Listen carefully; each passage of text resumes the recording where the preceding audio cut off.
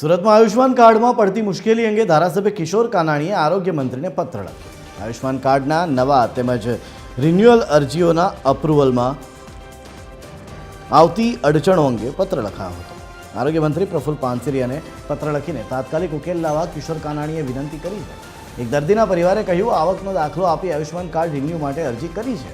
8 થી 10 દિવસથી Ayushman card renew થતું નથી. જ્યાં સુધી પૈસા છે ત્યાં સુધી ખર્ચ કરીશું, પરંતુ પછી શું?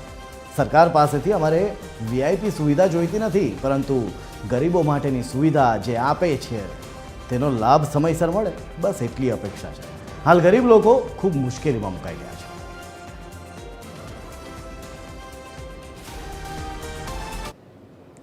રિન્યુ 10-12 દી થયા, રોજ ઉઠીને અમારે ઓલાની જેમ જોવાનું થયું કે નહીં, સારું થયું કે નહીં. રોજ ઉઠીને હું તો હજી નથી, પેન્ડિંગ છે, પેન્ડિંગ છે, પેન્ડિંગ છે.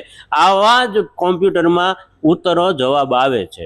અને તકલીફ તો ભાઈ જેને પૈસા ચૂકવવાના હોય ને ભાઈ એને ખબર પડે.